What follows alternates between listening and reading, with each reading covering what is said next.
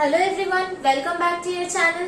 आज हम इस वीडियो का सेकंड पार्ट लेके आ गए हैं। हमारा नया सीरीज स्टार्ट हुआ है जिसमें हम क्लास 12 के सभी चैप्टर 1 बाय 1 डिस्कस करने वाले हैं in details with numericals. Okay, तो आज ये पार्ट 2 है। फर्स्ट पार्ट हो चुका है। अगर आपने अभी तक नहीं देखा है तो please go to the channel, you will get the first part of this series also. Okay, this is the second part. तो आज का हमारा टॉपिक है कूलम्स लॉ। ओके, तो फर्स्ट हम कूलम्स लॉ से स्टार्ट करेंगे।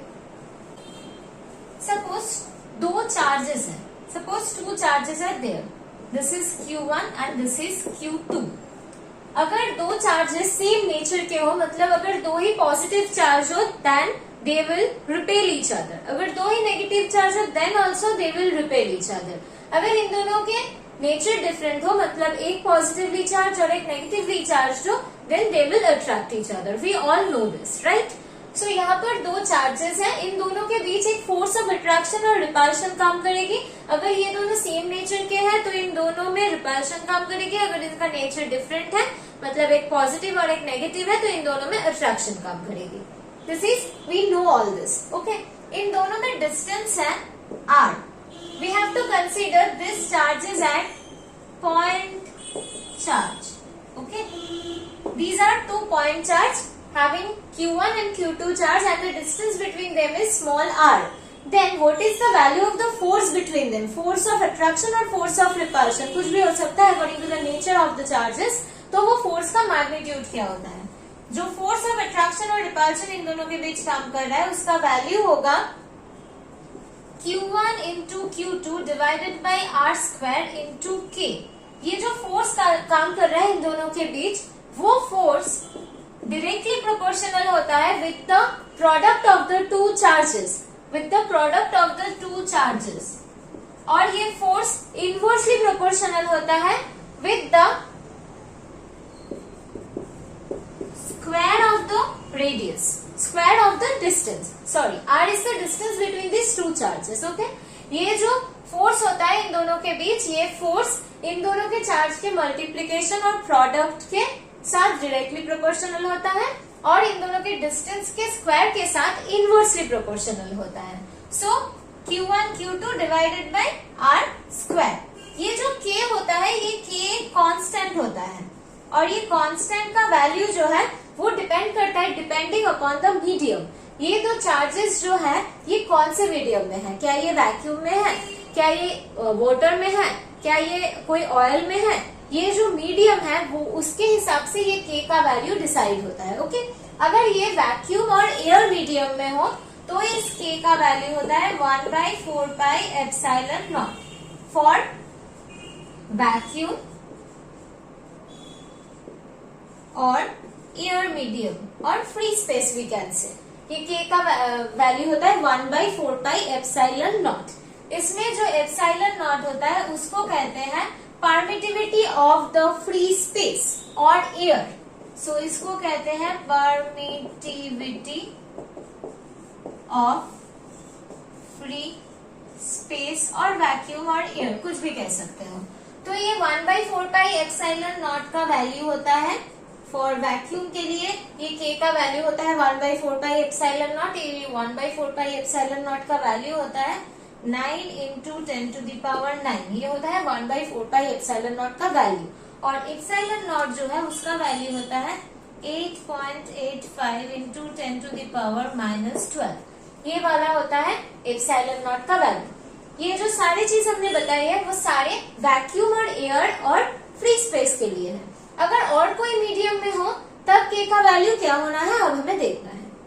सपोज ये चार्जेस जो है ये वाटर मीडियम में है, तब k का वैल्यू होगा 1/4 पाई एप्सिलॉन और ये जो एप्सिलॉन होगा ये होगा permittivity of water medium. Okay, अगर ये दो चार्ज वाटर मीडियम में है तो ये अगर k का वैल्यू होगा तो ये एप्सिलॉन जो होगा वो होगा permittivity of water medium. Okay, और यहाँ से हम बोल सकते हैं ये जो फोर्स का एक्सप्रेशन हमने निकाला है between two charges, this force will act along the joining line of the two charges। ये जो फोर्स एक्ट करेगा वो along the joining line act करेगा। सपोज ये दो अगर पॉजिटिव चार्ज हुआ, Q1 और Q2 both are positive, then they will repel each other. But कौन से डायरेक्शन में रिपेल करेगी? along the joining line। Q2 को Q1 इस डायरेक्शन में रिपेल करेगी और Q1 को Q2 इस डायरेक्शन में रिपेल करेगी. ओके, सो कूलम्स लॉ के मेन चीज क्या है? The force between two charges is directly proportional to the product of the two charges and inversely proportional to the square of the distance between the two charges, and the force will act along the joining line of the two charges, and these charges should be point charge. These are the complete thing of the Coulomb's law. और ये जो K का value है ये constant है, लेकिन universal constant नहीं है. मीडियम के साथ साथ इस K का वैल्यू जो है वो चेंज कर जाता है. हमें वैक्यूम में ये दो वैल्यू मिलते हैं. वैक्यूम, एयर, फ्री स्पेस जो भी बताओ एक ही चीज है, उसमें हमें ये दो वैल्यू मिल रहे हैं. I hope this is clear to you. This is the normal form of the Coulomb's law. अब हम इसका वेक्टर फॉर्म भी देखेंगे. ओके, एक और चीज हमें बताना है. This is the permittivity of the medium, any other medium then the free space. और ये है permittivity of the air medium और फ्री स्पेस का. तो इसका वैल्यू होता है epsilon is equals to epsilon R into epsilon naught. This is the value of the epsilon. Epsilon R होता है relative permittivity of the medium. This is the value of the epsilon R. इसको कहते हैं relative permittivity of the medium. Okay, और यहां से हम बता सकते हैं कि for air medium we know the value of the epsilon is equals to epsilon naught, so the value of the permittivity will be equals to 1.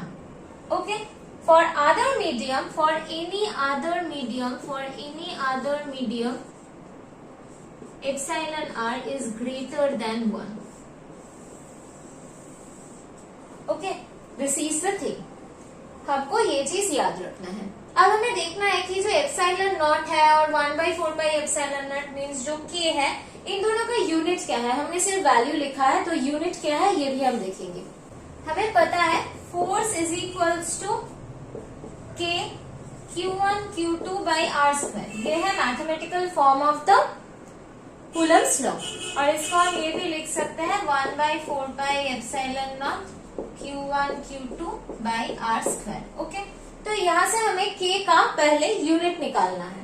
कैसे निकालेंगे? K is equals to F R square divided by Q1 Q2. F का unit SI में क्या होता है? Newton. Force का unit होता है न्यूटन. R मतलब डिस्टेंस, इसका यूनिट होता है SI में metre, so this will be metre square. Q का यूनिट होता है SI में coulomb, so this will be coulomb square. So ये यूनिट बन गया newton metre square C to the power -2. ये K का यूनिट है. ऐसे हमें निकालना है. डायमेंशन पूछे तो भी ऐसे निकालना है. F का dimension divide into R square का dimension divided by Q1 Q2, मतलब चार्ज के मल्टीप्लीकेशन का जो डायमेंशन है वो पुट करेंगे तो हमें मिल जाएगा. राइट, और यहाँ से ये भी कर सकते हैं 1/4 एप्सिलॉन नॉट का ये डायमेंशन है, ये यूनिट है, तो ये वाला तो एक कांस्टेंट है. तो एप्सिलॉन नॉट का जो यूनिट होगा वो क्या होगा? Newton inverse metre to the power -2 coulomb square. This will be the unit of epsilon naught. ये परमिटिविटी का यूनिट है, ये K का यूनिट है. ऐसे करके हमें यूनिट निकालना है. ठीक है, तो यहाँ तक हमको पता चल गया व्हाट इज द मैटर. अब हम चलते हैं कूलम्स लॉ के वेक्टर फॉर्म की तरफ. नाउ सपोज ये हमारा कोऑर्डिनेट एक्सिस है.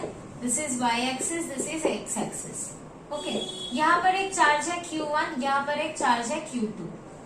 इसका पोजीशन वेक्टर है R1 वेक्टर, इसका पोजीशन वेक्टर है R2 vector. Okay, now we are joining this and this is R vector. From triangle law we know that, from the triangle law of vector addition we know that R1 plus R is equals to R2. From the direction it is clear. So we can write R1 plus R is equals to R2. So R is equals to R2 minus R1. Right? तो ये R vector का जो unit vector होगा वो कैसा होगा? R2 by R1 divided by magnitude of R2 minus R1. Right? This is R cap. Okay, this is the unit vector of R.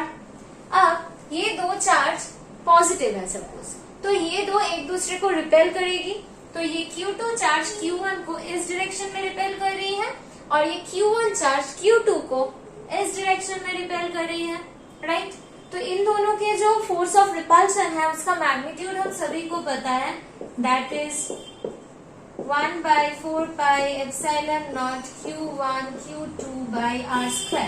ये तो मैग्नीट्यूड है, हम सबको पता है, लेकिन हमें वेक्टर फॉर्म में निकालना है। सो जो फोर्स Q1 पे लग रही है Q2 की वजह से, उसको हम नाम देंगे F12, that is force on Q1 due to Q2। और ये जो force on Q1 due to Q2 है F12, उसका डायरेक्शन R वेक्टर के ऑपोजिट जा रहा है, इसका मतलब अलोंग माइनस R वेक्टर जा रहा है, राइट। तो पहले हम मैग्नीट्यूड लिख लेंगे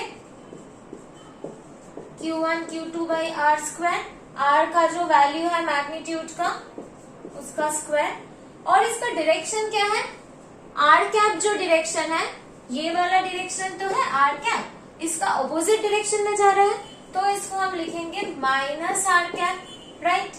सो R कैप ये वाला एक्सप्रेशन है, तो इसको हम लिख सकते हैं 1/4πε0 Q1 Q2, ये जो R² है, ये जो R² है ये है R, तो इसको हम लिख सकते हैं R2 माइनस R1², और ये माइनस R वेक्टर जो है, इस R वेक्टर को हम लिख सकते हैं minus R vector is equals to R1 minus R2, right.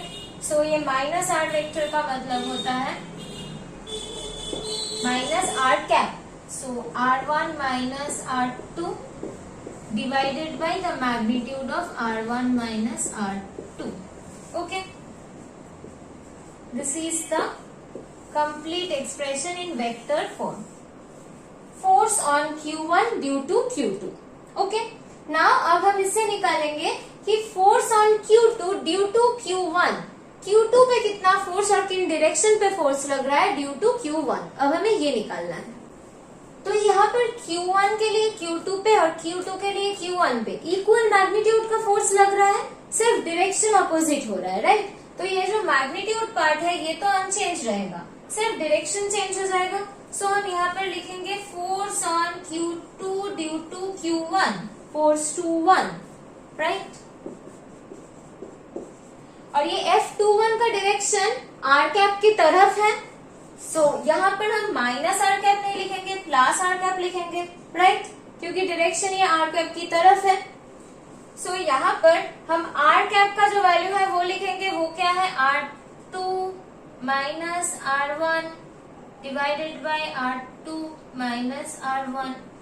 ये मैग्नीट्यूड पार्ट तो अनचेंज रहेगा, सिर्फ डायरेक्शन चेंज कर चुके हैं, और ये नोटेशन चेंज हो जाएगा force on Q2 due to Q1। So मिल गया।